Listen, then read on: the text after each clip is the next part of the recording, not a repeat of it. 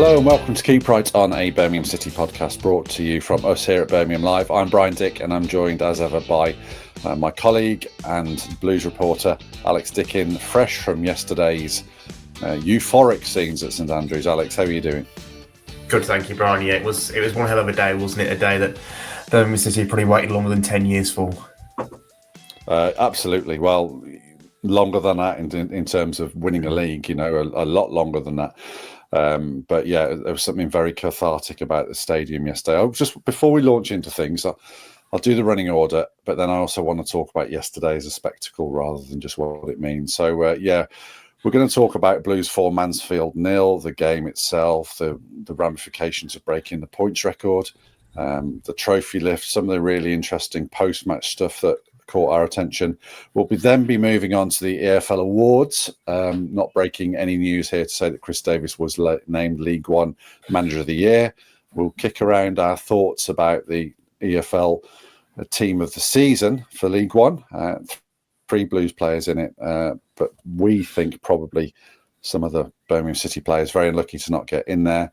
And then we'll also have a quick chat about Wrexham, the fact they were confirmed as promoted alongside Blues, and look ahead to the Blackpool match. So hopefully that lays the table.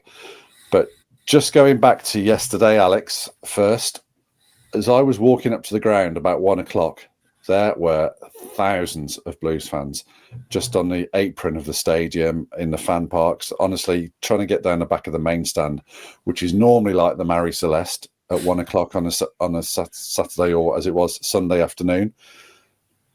You know, you basically had to work your way through crowds, didn't you? It was the queues for the beer stalls and the burger vans, just unreal. It felt like something really, really special, you know, 2 hours before kickoff yesterday. Yeah, well, I got there at 12, and there were a lot of people there at that point as well. The fan park was pretty rammed by the time I was going past. So, loads of blue shirts. I've never seen so many blue shirts, in and around the city as there have been this season. You'll go to places that aren't traditionally like blue strongholds, and still the blue shirts are there for you to see. So it just shows what a great place the club is in, how fans have really bought into what Knighthead have brought to the club. Sorry. They deserve this season because, as we touched on earlier, they have had well more than a decade of absolute rubbish, and they've had to suffer way more than any fan base should really have to suffer, and it really has been joys and sorrows, more sorrows at times. So to have that day, for fans, for the owners who've obviously put the money in, and for players like Lukas Jutkiewicz, who we'll come on to later, really, really felt fitting and fair. Actually, even before, I'm gonna one up you here. You got there. I got there at 1. You got there at 12. I was out shopping at 10 o'clock. Let's say that on Sunday morning, no, more like 11 o'clock. And the supermarket, there were people wearing blue shirts in the supermarket. I came via Moseley to make a family visit, and there were people in Moseley Village queuing up for the bus in blue shirts. Now, yes, I know it was warm, so it was t-shirt weather, wasn't it? And then you get to the stadium, and honestly, the ground was full, probably a good half hour before kickoff, and there were blue shirts everywhere. It was such a spectacle, and as I use the word cathartic, honestly, I've never seen anything like it. It was just blue. It was a sea of blue, and scarves as well, Brian. Scarves as well. Obviously, the owners did a great thing by putting scarf on each person's seat, and to have that display when the players were coming out and before kickoff, when fans are waving the scarves around, and obviously afterwards when they're doing the trophy lift and everyone stood there with the champions 24-25 scarf. It was just an exceptional, brilliant occasion. Yeah, indeed. Reminiscent slightly of the build up to Wembley. I thought it was a very celebratory atmosphere, and you wonder if Blues are going to fumble the ball again like they did at Wembley, but maybe they would have done had that early chance gone in from the Mansfield corner. But overall, once Blues took a stranglehold on the match, there really was only one side in it. Yeah, it was like a team. It was a typical end of season game, wasn't it? In that Blues were playing with so much freedom. once they got going, some of the goals were absolutely brilliant, weren't they? If you look at the first goal, great play around the Mansfield box, quickened the tempo when it got to Anderson, a nice 1-2 with Williamson, and that disguised reverse pass we haven't seen probably in 6 months. But he's clearly got it in his locker, and it was absolutely exceptional first time finish from Anderson as well. Then the second goal, Blues almost just forced it in, didn't they? With the cross from the left, Laird, header, saved. Williamson in the right place. In a half of football, Williamson got a goal and assist that you hadn't had in his previous 21 Blues games. So he clearly enjoyed playing without the pressure. And then second half, again, it was right from the start of the second half, Blues were straight at it. Kieran Dowell could have scored one before he did score. Again, a thumping header from Kieran Dowell. We haven't seen that before. 10 goal contributions in total for him since he joined in January. That is pretty good going. Probably reaffirms why the club will look to make his loan deal permanent this summer. And then, the final goal was probably the best of the lot, wasn't it? Again, Dowell, that invention to do the back heel for Iwata, run through first time finish into the corner. That was Iwata play without a handbrake on as well, wasn't it, to be in that position? So just a brilliant occasion. Sorry to interrupt you. I was just going to say exactly that. That run with the central midfielder going beyond the front line. Exactly that. It was just handbrake off. Blues were running through their party repertoire by that stage, weren't they? Maybe we expected them to do that more often this season, potentially, but that's not really necessarily what this podcast is about. But yeah, some of the play. I mean, Mansfield were overwhelmed. I spoke to the Mansfield first team coach Andy Garner afterwards, and he was saying, "Look, just the movement off the ball, the runs into the box, the third man runs, just were too good for Mansfield." And I think the Iwata goal was the epitome of that, wasn't it? Because he started it.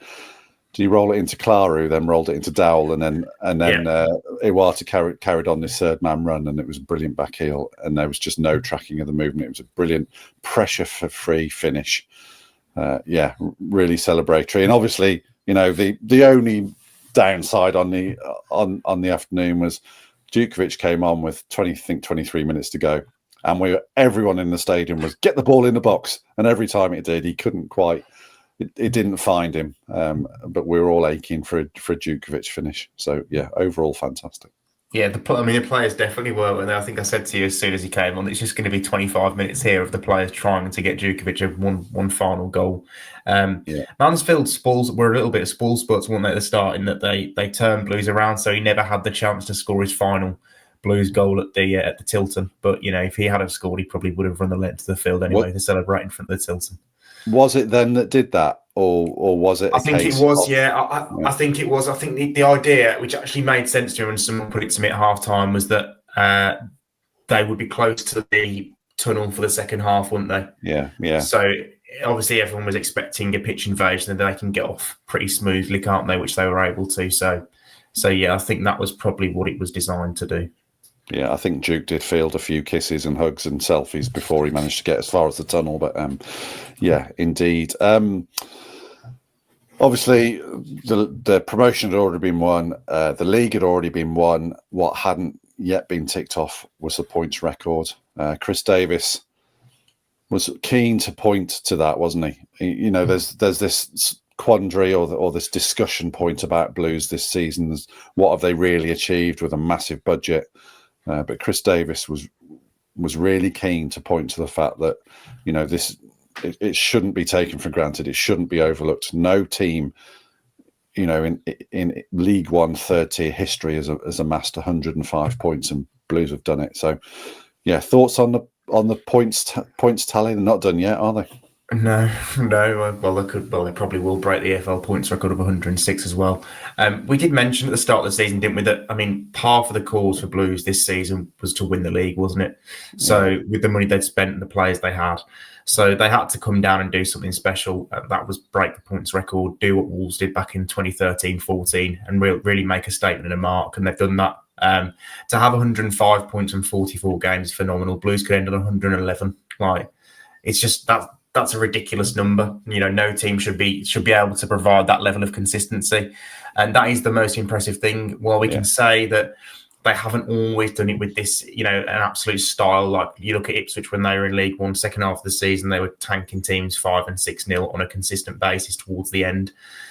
Blues haven't done that very often. They've only had 4 victories by a 3-goal margin or more, I believe, in the league. So it's been consistent, though. They've been a winning machine. They've won so many games, 42 games in a season. They won 42 games in 3 seasons combined before this. So that's an extremely impressive thing to do. I think it does irk Chris Davies a little bit that they haven't got that much credit. Obviously, he did win the Manager of the Season award. I feel like they probably had to give him that award because of the sheer volume of Manager of the Month nominations that he's had and because of the job that he's done in comparison to the other 3 people that were nominated for that award. But I don't think he feels that they have got the credit that they deserve this season. And I think they probably will get a little bit more now because they've obviously broken that points record. Yeah. Yes, they've probably had the biggest budget League One's ever seen. What do you do? The only response you can do is put together the best season League One's ever seen, and they've done that, haven't they? So, yeah, I do feel that even the most ardent critics, they're kind of losing. They're losing basis on which to mount arguments, aren't they? To say, well, Blues should do it, and when the announcement was, I think, made on the official EFL League One Twitter page, it was filled with people of, they've had not had so much, they've done it on a shoestring, sarcastic comments like that. But the fact is, they put together the best season ever, so that settles the argument for me. Stylistically, maybe we could, there is a discussion we'll have on a different podcast and have had already on this podcast. But yeah, just shut it down completely. Let's talk about the trophy lift, because we were wondering how they'd do it. Obviously, Christian Bielik is the captain, not playing, injured. Christoph Clara was the captain on the day until Lukas Jutkiewicz came on, and he was given the armband. So they assembled the podium on which they were going to lift the trophy, didn't they? And then the big question was, who's lifting the trophy? They came up with quite a nice way of doing it, didn't they? Just explain to us what they did and the thought process that went behind it. Yeah, so obviously it was always going to be down to Christian Bielik, wasn't it? Christian Bielik came out last as the club captain. I'm told that Chris Davies let him decide what was going to happen with it. And fair play to him, because he decided that he wanted to do a 3-person trophy lifter, which I've never seen before. So Christoph Clara and Lukas Jutkiewicz each got an arm as well of the trophy, and they lifted it, all 3 of them together, which I felt was quite fitting. Obviously, Bielik is the club captain, played an important part, mainly in the first half of the season. Clara has been captain for the second half of the season and the on-field leader. And obviously, Jutkiewicz has led the club in some of its darkest days in the last 9 years. And obviously, it was a fitting send-off for him. So I felt like it was done quite well, to be honest. It could have been a bit of an awkward subject, couldn't it, that one? But I feel like Bielik did a good thing. Yeah, no, as he has all season, to be fair to him. He's managed his disappointment extremely well. It's almost like you need a 3-handle trophy for situations such as that, like the League Cup. But yeah, it was a nice moment. I think, did Bielik have the base of it, and they had to handle each, Clara and Jutkiewicz. But it was thoughtful, and it was kind of showed the respect and the team spirit, doesn't it? That the Chris Davies' squad have had this season. So yeah, really, really good moment. And obviously, we've touched on it a bit. It was Lukas Jutkiewicz. Oh my God, been here 9 years, and I've lost the ability to say his name. Lukas Jutkiewicz's final game at St Andrews. What did you make of that? And justify your player rating, please, Alex. Yeah. I mean, I think that might be the first 10 I've given out this season. And I felt like you can't bring him on for the final 25 minutes and just give him a 6. Battle for the ball a few times when he went into the box. Didn't have the impact he wanted. Yeah, 6. Put himself about. Yeah, exactly. Yeah. Yeah. So I just thought, sod it. We'll But look at the whole career, that he's had at Blues. To stay at one club for 9 years, 357 games, battled in more relegation battles than he probably should have to, than any player should have to really in a football career. Stuck around when he said afterwards that he had opportunities to leave when he was obviously, in his prime, and he had those 2 seasons where he scored, I think, 29 league goals, didn't he? 15 and 14. 2 ever-present seasons as well, so he really proved his fitness after joining Blues on the back of an ACL injury. And then obviously, also kind of survived managers as well, didn't he? Because he said that there were managers that wanted to get rid of him in that time. So when you look at it, the love that the Blues fans have for him, you couldn't not give him a 10, Brian. You had to give him a 10. And measure of the man, he comes into the press conference, he's been on the pitch probably for getting off for an hour and a half, hasn't he, by the time he comes, or an hour maybe. Comes into to do his post-match press and apologises for keeping everyone waiting. So, that's because he's heard you'd been moaning and were willing to leave, Brian. that is not mostly true. The other person that sort of doesn't seem too far away from a microphone whenever there is one being bandied around, Tom Wagner addressed the crowd, didn't he? What did he say? You can't really repeat that on the podcast, can I? No, I set a trap for you there. Yeah. Paraphrase what the American owner said. Yeah, so obviously I think he was basically, thanking the fans first and foremost. Then he actually gave a little nod to Andrew Shanahan, who is a director, part of United, who I think he brought the trophy out with Tom Wagner to put on the mantle before the Blues players lifted it, and clearly has played probably a bigger role behind the scenes than most of us are aware of, and Wagner, personally thanked him for his support. And then he addressed fans again before finishing, saying, "This isn't the best day that we'll spend together. It's not even beep close." So it just whets the appetite a little bit, doesn't it, Brian, for the success that hopefully is to come. He is not backwards in coming forwards, is he? No, he's not. I think maybe it's a Blues thing, or maybe it's a cultural thing, but we're not necessarily massively comfortable as a community hearing these big proclamations about what's to come, but it doesn't seem to affect Tom Wagner whatsoever, and I hope he's right.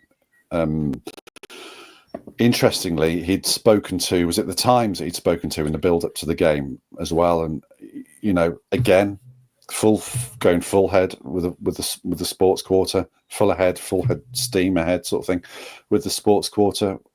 What were the sort of, I've landed you a curveball here, what were the sort of the main talking points out of that Times interview? Well, obviously, anytime the sports quarter comes up, it does feel like the most significant thing, doesn't it? Because it's going to change the landscape of Birmingham and obviously change the lives of so many people if it comes to fruition.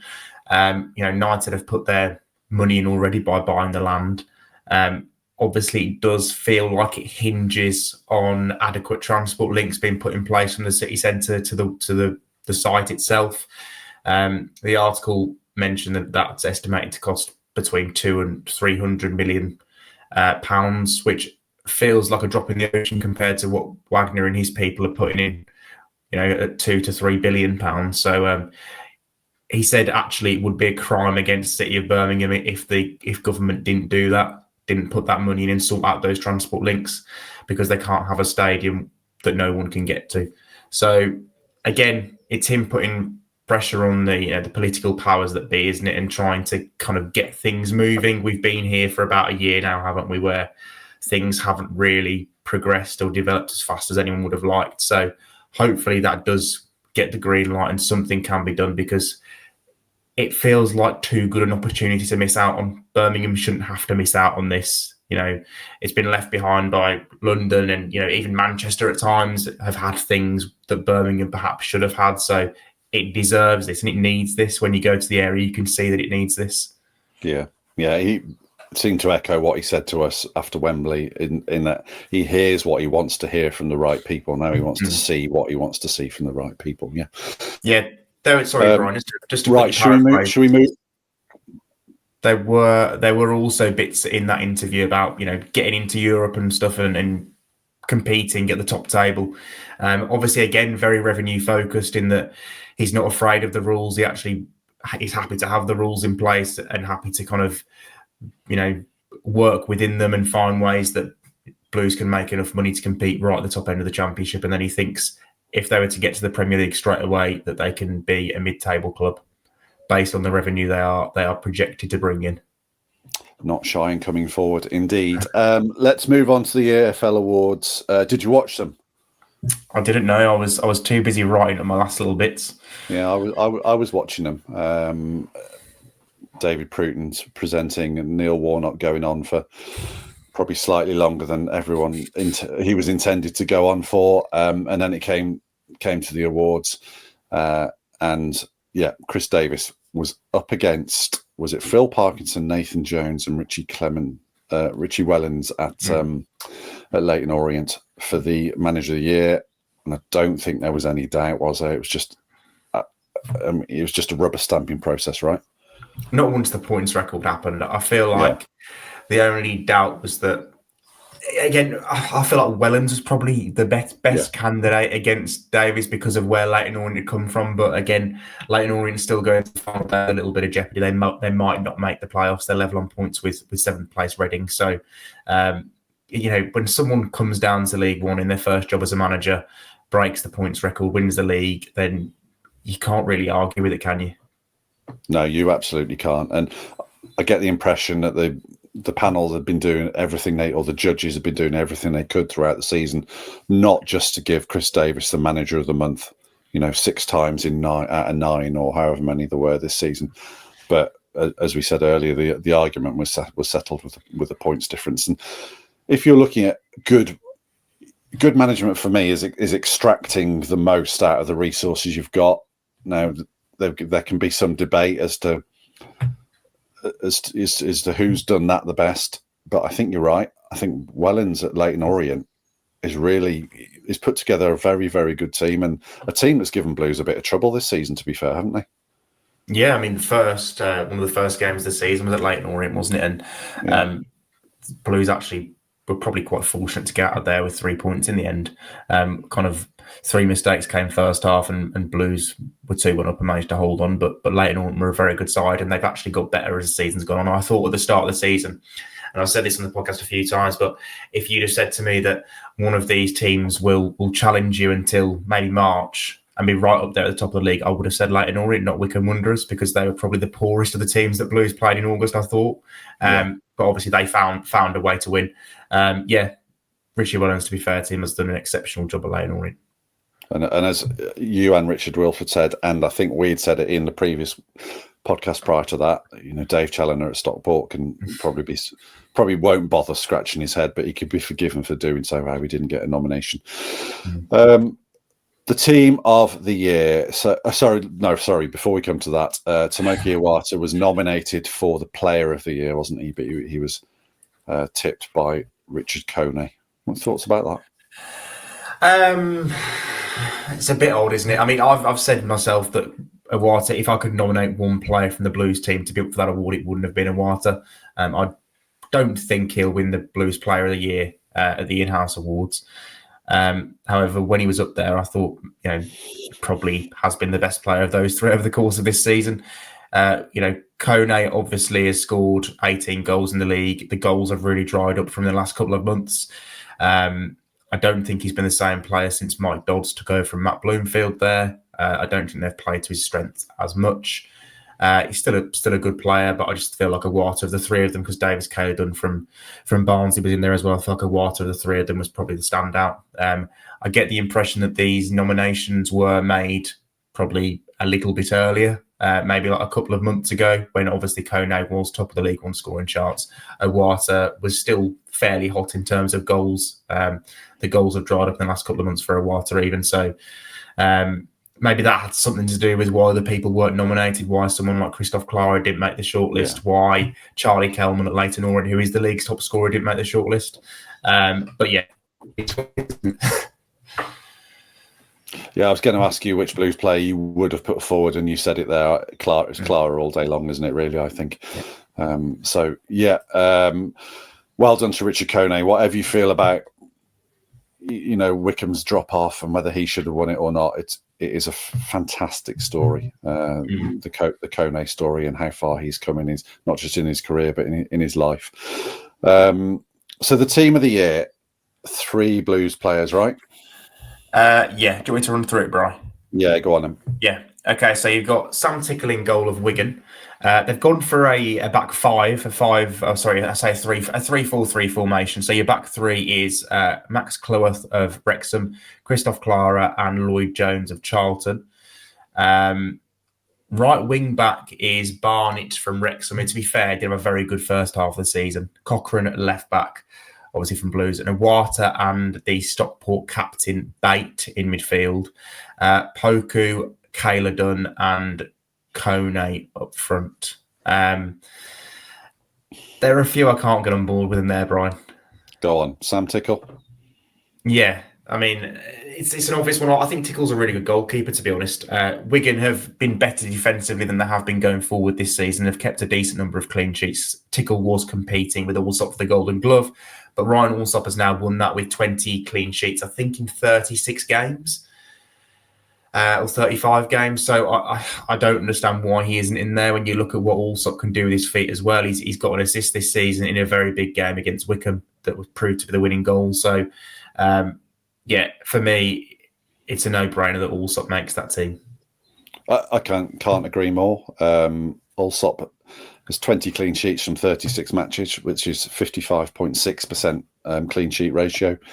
Tickle 18 clean sheets from 44 matches, which is 40.9%. And yes, if you want to compare what Wigan have got to spend on defenders and the general, the resources in their team, maybe there is a discussion. But Tickle's distribution was cited as a reason for him winning. And as you said, Ryan Allsop's distribution is Premier League class, isn't it? It really is. I wondered if the main challenger might be the Wrexham goalkeeper, Arthur Okonkwo. 18 clean sheets from 32 appearances. But yeah, of all the players, we're going to discuss some Blues players now who we thought were either close or should have been in it. Of all of them, it's Allsop is the one to me that you just think how, and you do start to wonder, well, what is there a limit? Maybe not an actual physical, written down, defined limit that each team can only have 3 players in or something like that. But, is there an ethos or a mindset that they want to spread it as far and wide as possible? And that, to me, also feels to be a bit of a victim on that front. Yeah, someone did suggest to me that maybe it's only 3 players that can get in from each club. But I've been looking down, the past team of the years from Championship and League One and League Two, and that's clearly not the case because last year in the Championship team of 2023, Burnley had 4 players. In the Championship team of 2022, Fulham had 4, Norwich had 4 in the 2021 team, and Sunderland had 4 in the 2021 League One team. So it's clearly not a cap at 3 players. And like you say, Brian Allsop should 100% have been in there. I'd make a case for Ben Davies as well. I think he played 34 League One games and Blues conceded 16 goals in them. I mean, he has been probably one of the main reasons that the defensive record has been so good. The improvement in Blues' defensive record since Davies came into the team is obvious. He's been absolutely exceptional. Are the other 2 defenders on that list either side of Clara better than Ben Davies? I would argue not. But, yeah. No, I can see Cleworth, to be honest with you. I've been quite impressed with him. He's been a leader from the back for Wrexham and a real nuisance in the opposition penalty area and dominant in his own penalty area. So I can see that. Cochrane, I guess, I thought, Cochrane's in the conversation just through sheer consistency for Blues Player of the Year. Therefore, you look at how many better left backs are there in the league, and they're probably, I did a quick cursory search and I can't see a better left back or someone I'd rather have as left back across League One. than Alex Cochrane. So I can buy that. Ben Davies, we were talking about it through yesterday, weren't we? He's the one player, the one sort of lone player that you think, Blues were really missing. That's the one transfer you think they've got to do that, because he is so influential to that team. And I think, his Walsall debut, going back eons now in the Virtue Trophy, wasn't great. I think he's probably had one other poor game. Thought Bristol Rovers away, he struggled a little bit. But then so did the rest of the defence. So yeah, Ben Davies, absolutely. I haven't seen a better. If I have seen a better centre back this season, it's called Christoph Clara, and I think even that conversation is quite close. Yeah, I think some Blues fans might say maybe Ethan Laird as well. I can understand why they've gone for Barnett over Laird over the course of the season. I think first half, Laird, wasn't always in the Blues team, was he, between maybe November and January? So I can understand that. I think that's fine. It's fair enough. I struggle to understand why Sunko Peck isn't in the midfield. I do like Lewis Bate from Stockport. He's only young. He's had a very good season for them. And I do like Stockport. I like what they've done this season. I just can't, have a League One team of the year without Peck in it, to be honest. I've said numerous times on the podcast, I think he's clear of Iwata. I think he's the most talented Blues player. He is the one I think you could probably airdrop into a lower Premier League team next season, and he would do okay. He would be okay in a lower Premier League side. He's that good. He plays for the South Korean national team, has started games for them this season. He's done things in League One games that I have never seen at this level before. So I don't understand how, if the judges had watched a Blues game, I don't understand how they couldn't have put Peck in there in that team. Just going to play devil's advocate here, because we are both avowed Team Peck members, aren't we? Has Paek Chun-ho really dominated League One in a way that you would expect a South Korean international to dominate League One, both in terms of his command of games and just, if you want to reduce it to numbers, goals and assists? Or am I missing a boatload of points here by saying that?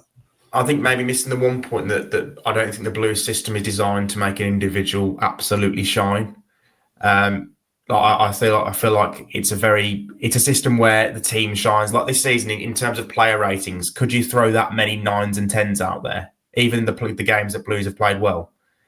No, probably not. Well, not me. I never give 9s and 10s.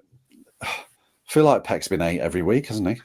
Well, that's the thing, and that's exceptional. Like we had this conversation at the start of the season where we were kind of waiting for Peck to light up a League One game because of the ability we know he has. But you just kind of have to judge him on what he's against and what he's playing with. And he has dominated games. If you look at Barnsley, the way he played in the second half of that game, he was absolutely involved in everything Blues were doing. If you look at Bolton at home, where we first started to really notice him drifting out to the left wing, and he was causing absolute havoc. There was the game last week against Stevenage on the Thursday night. He, second half, was flying away from Stevenage's midfield players and controlling and dictating everything Blues were doing in search of a victory. So I feel like you can say that he has dominated some League One games. The goals and assists, it gets thrown at players too much nowadays, I think, especially a midfielder like Peck, because the way Blues line up, he does start the game as a 6, doesn't he? Or maybe as an 8, slightly further forward than Iwata. So I don't think you can judge that type of player on the number of goals and assists he gets in a season. Someone like Willem Willemsen, who hadn't got a goal or assist in 21 games before the game against Mansfield, you can judge him on that because he is a number 10. He gets into the box all the time and should do better. But Peck, you don't expect him to score goals and get assists, in my opinion. He gets so many pre-assists as well, the assist before the assist. Oh, I'm not sure I count those, but there we go. Or a hockey assist. Okay, Peck. I mean, I agree with you. He'd get into any League One side comfortably. Yes. There, but not the League One team of the year. I guess that's something slightly different. Keshi Anderson was the other player we wanted to talk about. 11 goal contributions in the league. Now, the numbers aren't off the charts compared to compared to some of the other players across League One who scored bucket loads of goals and got loads of assists. I don't know that Anderson's importance to Birmingham City is appreciated outside of Birmingham City, if you get what I mean. Do you think that's what's gone on there? This is the thing. He is that player, isn't he, I think, this year for Blues. The guy who's really appreciated by his teammates and by supporters and by Chris Davies, the people who watch Blues every week. But in terms of people outside the Blues bubble, why would they appreciate a 30-year-old winger who has scored 7 goals and got 4 assists in 35 League One matches? They're probably not going to, are they? That's what's expected of a winger for Birmingham City. That's the bare minimum in their eyes, 10 plus goal contributions. If it was 20, then they'd probably have taken more notice of him. But I think Casey Anderson's, win this season is going to be when he gets to that Blues Awards dinner next Sunday, and he is in contention and probably going to be in the top 3 players of the season for Blues. So that's his win. I don't think he'll be put off too much by the fact he's not in the team of the year for League One. I'm intrigued to see who the players' player is in the Blues Awards next weekend. That could be really telling, and Keshi could well be that guy. You threw Jay Stansfield in there for a bit of debate. 19 goals, too short of Charlie Kelman. Charlie, who's got 21. Jay does have a goal every 135 minutes, which is actually second best in the league. I think Louis Barry's. We can't count Louis Barry, Brian. Oh, right, okay. So ignoring Louis Barry is the best in the league. Right, okay. We ignore the players who are no longer in League One. Okay, all right, especially when it suits our argument. And Alfie May, 22 goals, contributions, 8 assists. Now, clearly Blue season hasn't been about Alfie May, but those numbers are right up there. I think only Kelman's got more. There might be one other player that I think's got 23. Did leave it up. Let me see. Keeler Dunn at Barnsley, 16 goals and 7 assists. But May's numbers are right up there, albeit maybe not where he wanted them to be at the start of the season. How does one, or how do neither of them get into the League One team of the year? Yeah, Alfie May, to be fair, the league would have you believe he's got an extra goal as well, because they've still kept him with that goal, giving him that goal that was Ben Davies against. Yeah. Who was it? I've forgotten the game now. Was it Barnsley? I think it was Barnsley, wasn't it? Yes, it was. Yeah. Yeah. So according to the league, he's got 23 goal contributions, but he's not claiming that one. So I don't think you can make a case for Alfie May. I'll be fair. He's been a sub really second half of the season for Blues. Been a vital sub in recent weeks in particular. But Kwame Poku missed 4 months. That's true. But I'd give Stansfield his place. So I'm not sure. Okay. So I'd put Stansfield in Poku's place. Like you say, Poku missed 4 months with an injury. A large number of his goals and assists did come in the opening 10, 15 games of the season. So you've got to do it over the course of a season. Stansfield, no player has scored bigger goals in League One this season than Jay Stansfield. No player has scored more important goals. I think his goal's been worth 15 points. So he's not in there because of the price tag, because it's expected. And the penalties. And the penalties as well, they'll look at that. But yeah, I still think he should be. I think he's been very, very good since turn of the year, particularly in that spell from early January through till, was it mid-February when he got injured against Bradford. I thought he was absolutely fantastic. So he should be in there for me. Yeah, I can't disagree with that. Right, should we move on? We can. Let's move on to Wrexham. Obviously, now been confirmed that they finished second and they are coming up with Blues.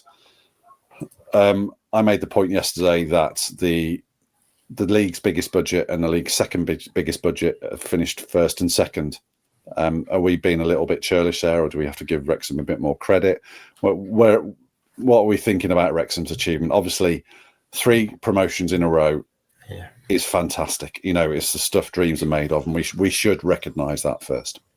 Yeah, it is. And that's their success, isn't it? The consistency that Blues have shown this season in terms of winning all those games. Wrexham have done something similar over the course of 3 seasons, to win the National League, to finish second in League Two and then League One, 3 straight seasons is phenomenal to go up the leagues that quickly.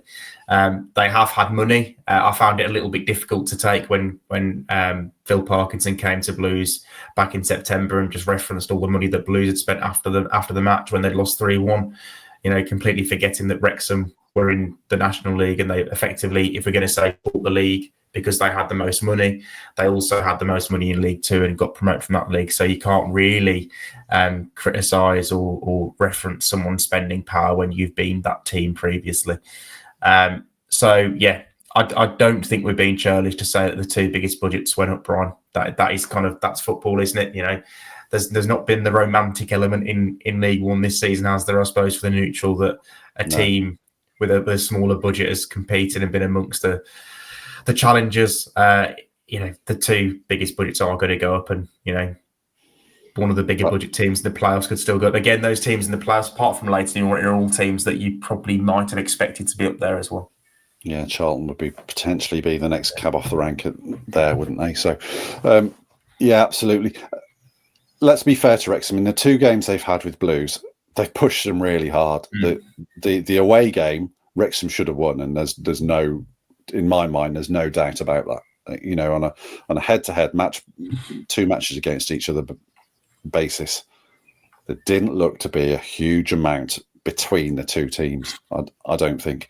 Wrexham rose to the occasion. The home game, Blues probably were quite comfortable. It was quite comfortable winners, weren't they? It was nip and tuck for a period, and obviously Wrexham went in the lead. But I thought Blues won the home game, albeit it was a bit of a humdinger. But the away game was a real tiger by the tail, I thought. Yeah, I would argue with the away game, Blues were without Iwata Peck, and they were without Willemsen as well, weren't they? At a time where he wasn't playing too badly, so they're without some key players at that point, I think, in the season, which probably made a difference. Yeah, be interesting to see how Wrexham approach the Championship and whether they look to get a bit younger, a bit more athletic, maybe, or whether they're going to stick with the Phil Parkinson philosophy of, playing into those big strikers. Certainly, it's a recipe that can work in the Championship. There'll be a handful from set pieces if they keep Cleworth. There's a little bit of chat around him. Be interesting to see how they choose to approach their Championship campaign. They did well in January, didn't they, actually, when you think about it, because their problem first half of the season was they didn't score enough goals, or their strikers didn't score enough goals, and they signed 2 players in Jared Rodriguez and Sam Smith. Sam Smith, who is one of the league's top scorers already, and he scored a couple when they beat Charlton, didn't he, to confirm promotion. So that looks like money well spent on those 2. Yeah, indeed. And they've got, that was to add to Stephen Fletcher and Mullins, wasn't it? And Palmer, Ollie Palmer. That's right. Yeah, they'll be, if they choose to go about it the same way. And I'm not trying not to be too sniffy about it. They will probably be a handful. I'm sure they will. So well done, Wrexham. Congratulations from us here. Not that you give 2 hoots. So Blues do have another match in midweek in this hectic schedule. We have to say they're ticking off wins, even though they seem to be playing every other day at the moment.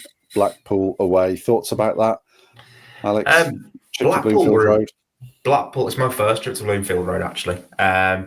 Blackpool. They were a big threat when Blues played them back in December, weren't they? In the final game of 2024, they actually probably should have won that day with the chances they had first half. They seemed to have 3 or 4 1-on-1s with Fletcher and the striker who has left, I think now, and his name's escaping me. Not good come to me for that. Ashley Fletcher's still there, and he caused Blues a lot of issues that day. Steve Bruce has done a bit of an inconsistent season out, and they've put some runs together and looked like they were going to break into the playoffs and crack it, and then they've went on a losing run. So that seems to have happened recently as well. They kind of got onto the cusp of the playoffs and then lost a couple of games, and now obviously they've fallen quite comfortably short of the playoffs. So I think Blackpool would have expected to be in the mix for those positions at the end of the season. So it's probably been a slightly below par campaign for them.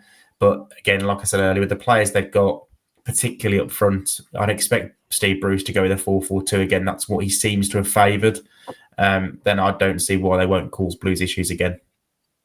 Yeah, Kyle Joseph was the striker we were looking for. Went to Hull, didn't he? Yeah, I think you're right. Obviously, I think they felt a little bit of letting off of steam last night as we were leaving St Andrews, didn't they?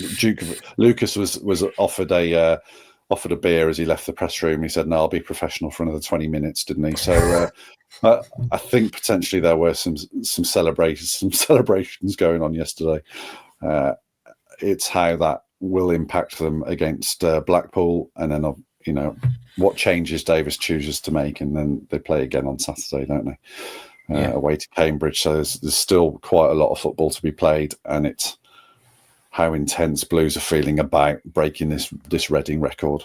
But yeah, as you say, the home game, Blackpool probably gave as good account as any, came as close to beating Blues as anyone did at St Andrews did this season. So yes, should we wrap it up there? I think we can. Yeah. Yeah. Thank you very much for your time, Alex. Thank you all for listening this season. We had a lot of nice feedback from people we bump into a lot yesterday, so it is really appreciated. Do hit subscribe, do like, do leave a comment. It does help us massively. All that remains from both of us is to say a victorious keep right on.